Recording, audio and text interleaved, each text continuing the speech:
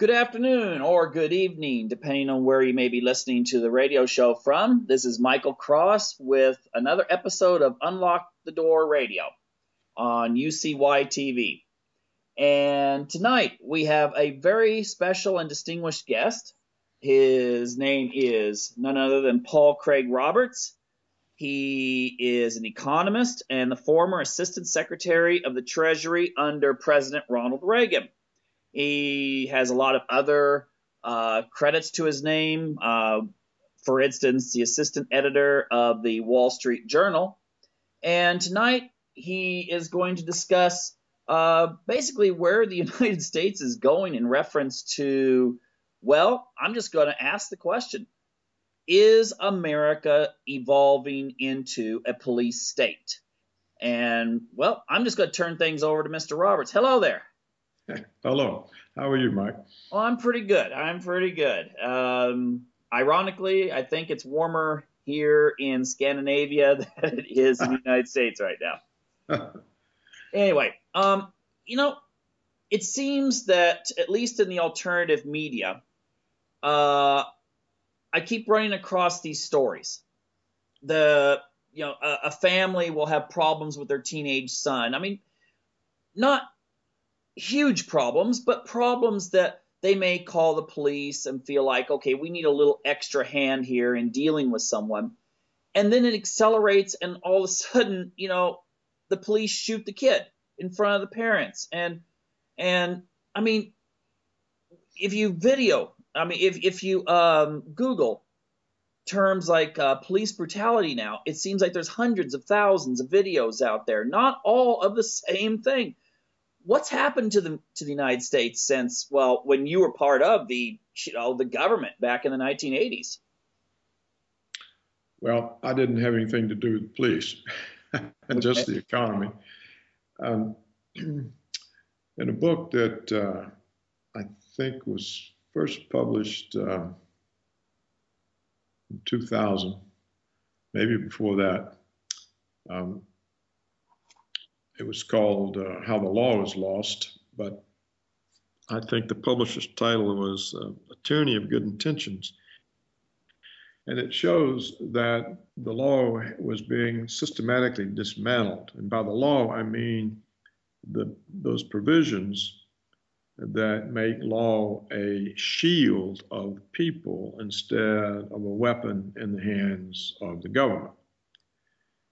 That's the way the law is set up in the United States because of the Constitution.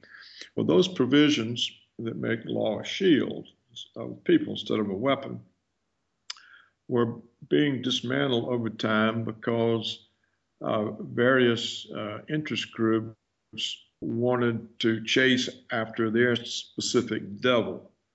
For example, the conservatives wanted a war on drugs.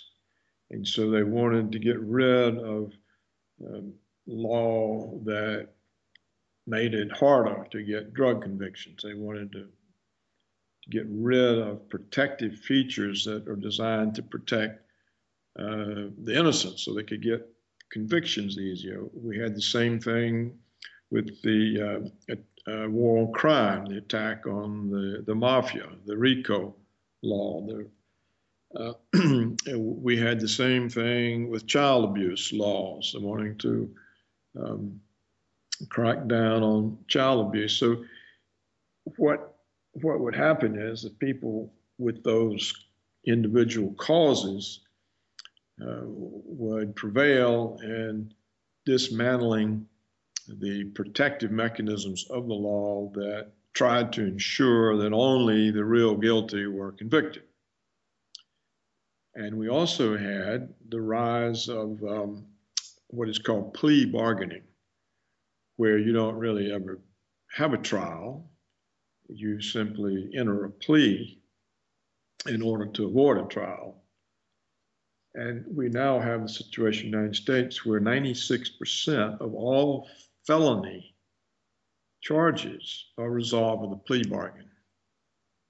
So that only 4% of people charged with felonies ever go to trial. So in only 4% of the cases is the evidence ever presented Well, what plea bargaining does, it lets prosecutors achieve more convictions because they're not tied up in court for weeks at a time with one case.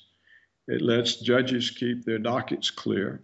So it serves the purpose of what's called the criminal justice system. And it also serves lawyers' purpose because they no longer have to go to all the effort and the work to defend the client. What they do, they simply sit down with the prosecutor and negotiate a deal.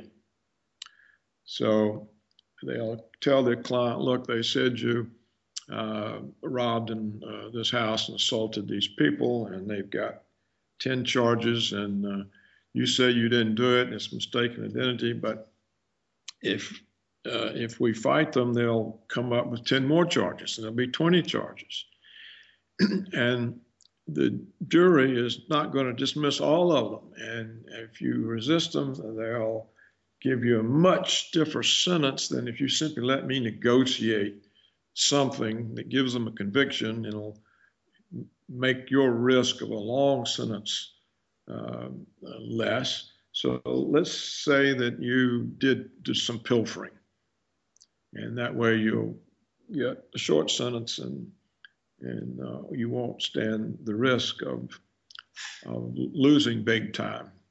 So all of these things then have removed accountability from the justice system. It essentially no longer has to prove guilt. And so anyone that's accused is convicted. Mm-hmm. Okay, you say up to about the year, this was around year 2000. How did 9/11, which... It all then got worse. I was going to get to that. Okay. Now, so it was already bad. In fact, this book was probably published in 1990. And then I think the second edition was 2000. The second edition then added to that. No, it would have been after, the second edition would have been after 2000, because the second edition then brings in the war on terror that the Bush administration constructed. Now, what the war on terror did, it essentially was a direct assault on the Constitution and the Bill of Rights, because the war, as a result of the war on terror, they came up with indefinite detention. That is, they repealed, in fact, you can't really afford habeas corpus. In other words, it's now possible for the federal government to pick up someone that they say is a suspect and hold them indefinitely in prison without ever bringing any charges or giving them any legal representation. So it's back like the Middle Ages, when a robber baron could grab you and throw you in his dungeon and you would just rot there. That is a direct assault on habeas corpus, a direct assault on the Constitution, and all of the due process elements in the Bill of Rights have been set aside. And now with Obama, we had the declaration that the president, on his own authority, without presenting any evidence, can murder American citizens on suspicion alone, without evidence, without charges, without a trial. You can now be executed. So, in effect, there's no longer any law that protects citizens from government. Now, what is the impact of this on the police? Well, over time, the police saw that they actually didn't have to make good investigations because the case wasn't going to go to trial anyhow, and nobody needed their evidence. So it's easier that you don't have to prove a case rather than have to go search for who might have actually committed the crime and get evidence against that person. It became easier for them just to look through the files and see what criminal is now released that's committed this type of crime in the past, and just go pick up one of them and charge them. So you can see the deterioration in the morals and the discipline of the police over time, because why go work your butt off trying to find who actually committed the crime and make a case against them when it was not going to go to trial? then, with the kinds of emphasis on getting drug dealers, getting child abusers, catching criminals, the mafia, the police would get more and more aggressive in their approach to people. And then with the war on terror, they were sort of enveloped into the federal mechanism. They got federal training, they got federal armaments, essentially military armaments. It's now quite common to see some small town police force with tanks and all kinds of military equipment, helicopters, now even with drones. So the police were militarized. And when you're militarized, then the public becomes an enemy. You know, it's like a soldier. He views the opposing force as the enemy. Well, what is the opposing force for the police? Well, it's the public. And once they had all of this militarization and what are called SWAT teams, which are heavily armed teams that originally had the purpose of dealing with hostage situations where some armed gunman had taken hostages and was held up in a building or something. The SWAT team was a specially trained, heavily armed group of people to deal with that. Well, once everybody had a SWAT team, the question was, what were they to do? Because there weren't that many hostage situations. So they start using SWAT teams just to deliver ordinary warrants. So the policeman who used to knock on your door to hand you the warrant is replaced. Up comes 6, 8, 10, 12 heavily armed people in military gear. They knock the door down. They throw in stun grenades. They charge in. They've got guns in your face. They shoot the family dog. And half the time they've gone to the wrong address. So accountability has disappeared from the police. Years ago, there were efforts on the part of what we call liberals to subject the police to civilian review boards. So civilians would have some sort of way of holding police who were too aggressive accountable. But the conservatives got all those dismantled. So today, essentially, police are not accountable. And what happens, to wind this down, what happens as time passes, people who went into police work for valid reasons find themselves increasingly surrounded by sociopaths and psychopaths, because unaccountable brutality attracts the wrong kind of people. So you get now police who are psychopaths. If a teenage girl sasses one of them, they just beat her to bits. They body slam elderly people. They taser and beat amputees in wheelchairs. It's just a kind of brutal personality that now increasingly comprises the police force. And so the people who are in there for the right reasons, they simply get forced out. They can't go along with that. And if you report any of it or any other of the kinds of corruption that now characterize the police, they simply set you up. So you either have to go along with it or you have to get out. And so you see then the decline in the character of the people who comprise police. Well, the interesting thing is I understand that many police departments now will give a psychological test to applicants in which if someone shows, a large degree of empathy or even a high intelligence, they're screened out. Yeah, So I'm not surprised.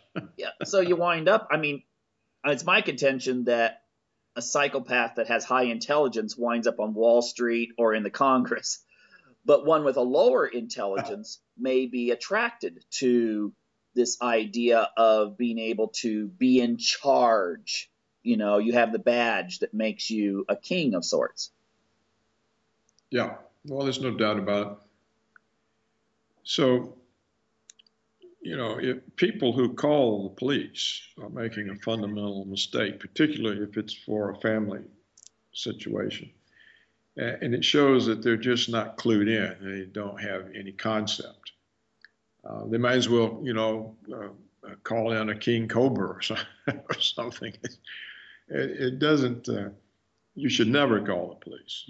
The police are actually more dangerous to the public than criminals. You made a reference to several 100,000 videos of police brutality. The last time I researched it, it was 25 million. Wow. Now, some of these may be duplicates. The way the internet counts things, it's not always. They may have it may be 10 people put the same video up, but there are a huge number of cases of police murdering people and being extremely brutal. So, in fact, it's reaching the point where increasingly people who are aware are simply afraid of the police and avoid them. Yeah, the middle class people who used to be like pretty much hardcore, I trust the police, are now the ones who are scared as well. I mean, it used to be people in the ghetto were scared, and now it's just regular people in the suburbs who are scared. Right. Exactly. I thought it was interesting. I saw a video of the demonstrations taking place in Kiev. And the thing is that the police pretty much, they were dressed in riot gear, but they pretty much just held a line. They weren't going after protesters, even when a few weeks ago one protester got on a bulldozer and was trying to break the police lines. They just moved out of the way. And I've told people, Europeans, that if that was in America, they would have opened fire.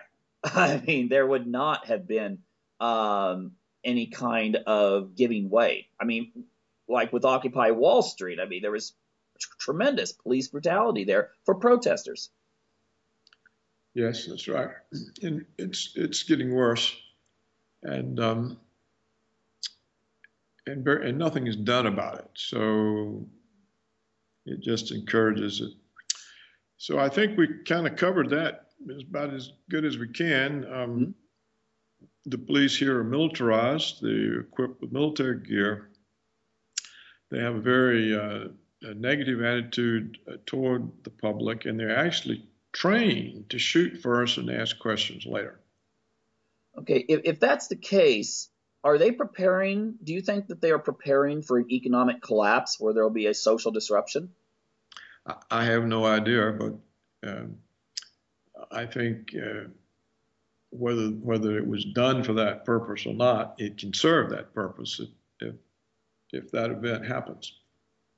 Okay, so what do you think the chances are that within the next 5 years, the economy, which essentially is, I think it's beyond anemic. I mean, if you're unemployed for several years and you just can't find work, but yet now you're not part of the unemployment statistics, the way that they measure them nowadays, a lot of people have just lost hope. But what happens if it gets worse? I mean, do you think it's going to get far worse in the next 5 years? There's no recovery, and there's no basis for recovery.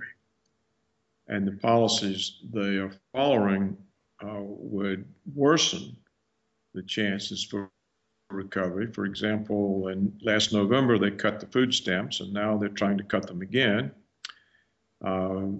The Congress went home for Christmas and did not extend the unemployment benefits, so that's another 1.3 million without any support.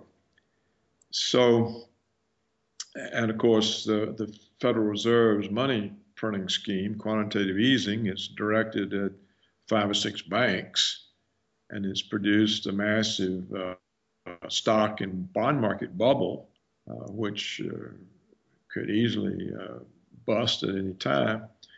So the economy could actually experience quite a severe shock, and the unemployment rates could easily double. So it could be a lot worse. How Congress would respond to a worsening situation like that, I don't know. If they responded with more austerity, then they could actually end up with riots and rebellion. But if you look at how much pain the Greek people have accepted, I mean, of course, there have been riots. They've thrown Molotov cocktails at the police, but they have accepted enormous hardship for the benefit of a few bankers, and yet they haven't overthrown the government.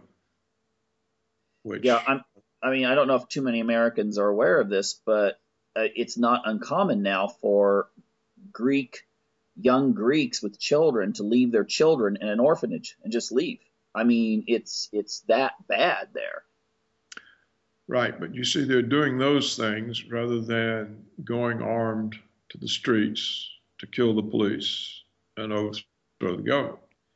So I would say that it's unlikely we'll see that anytime soon in the United States, because Americans are much less likely to protest than people in Greece or Spain or France, for that matter. Mm-hmm. There's just not that kind of tradition here, and well, there hasn't been for a long, long time. So I can't say that the Homeland Security is preparing to put down a rebellion. I don't know that the American people, no matter how punished they were economically, would go that route. I just have no way of knowing. Mm-hmm. Why do you think, I mean, just your own opinion, why is it that, in the 70s, there was a great deal of protest whenever there was government corruption? I was a little child during the Watergate hearings, and my parents would just go off on Richard Nixon and that sort of thing. And I mean, compared to what Nixon was driven out of office for, it seems now people have become very accepting of government corruption and realizing that when they go on the internet, they're being monitored, or at least the government has the ability to pull up their history and find out who and what they are and what they've been doing, just regular people. But yet, what? I mean, are we just turning into people that watch reality shows and just don't care anymore? Well, this is a very good question. I think about it often. There are some things I can say about it that explain some of it. One is just the rise of the electronic age. I remember, for example, when the telephone conversation was considered private, and there were telephone booths. But now everybody has a cell phone. They talk all the time, and about the most intimate things. So they're not used to privacy. It's something that it went out with cell phones, for example. Um, much of their childhood is spent in front of video screens, playing video games. So they don't actually interact with real people in real situations the way kids of my generation did. We were outside playing sports or games, or and then I think also important was the collapse of the Soviet Union, the collapse of communism, because that basically diminished the left, and it led to the claim that there's really no alternative to America. The American democratic capitalism was the end of history. Remember that there was only one system, and so that kind of if there's only one system and there's no alternative, then all of the left-wing notions of reform or in where they had placed their hope in the Soviet Union or Mao's China. I mean, I can remember when I was at Stanford, the chairman of the economics department had a huge poster of Mao in his office. I mean, this is Stanford, the Harvard of the West, that had elite families, kids there, and you would never see anything like that anymore. So I think that just sort of made people think, well, damn, we're stuck with this. There's no alternative. All of these things, I think, played a role. Okay. Plus, the media was concentrated and bought up by about 5 big firms. So there's no longer an independent, dispersed, varied media to supply a variety of voices, criticizing a variety of things. The media now is in the government's pocket and in the corporation's pocket. It will not go against the government because the broadcast licenses are the basis of the value of the mega firms. And if the government doesn't renew the broadcast licenses, the firm's wiped out. Mm-hmm. And the firms are run not by journalists, but by corporate advertising executives, and they're not going to upset advertisers or corporations. So the people don't hear the kind of stuff they heard during Nixon and Watergate, where basically a minor infraction was blown out of all proportion. And of course, today we have monstrous crimes that are treated as if they're not even molehills. So that would be a beginning explanation or answer to your question. Mm-hmm. I know we only have a little bit of time left. You're on a busy schedule. Do you have a website that people can come to read your articles? And that you can just tell people where that's at?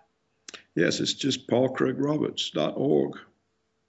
Mm-hmm. Yeah, I'd encourage people to go there. Some really good analysis of especially things like the Syrian situation and also economics just in general. Okay, well, thank you very much for sharing your insights on where we're at today. Well, I enjoyed speaking with you, Mike, and we'll do it again sometime. Okay, I got you there. Okay. Anyway, well, thank you, Mr. Roberts. And also, I'd like to thank our listening audience for tuning in, and hope you tune back in again next week to Unlock the Door Radio here at UCY TV.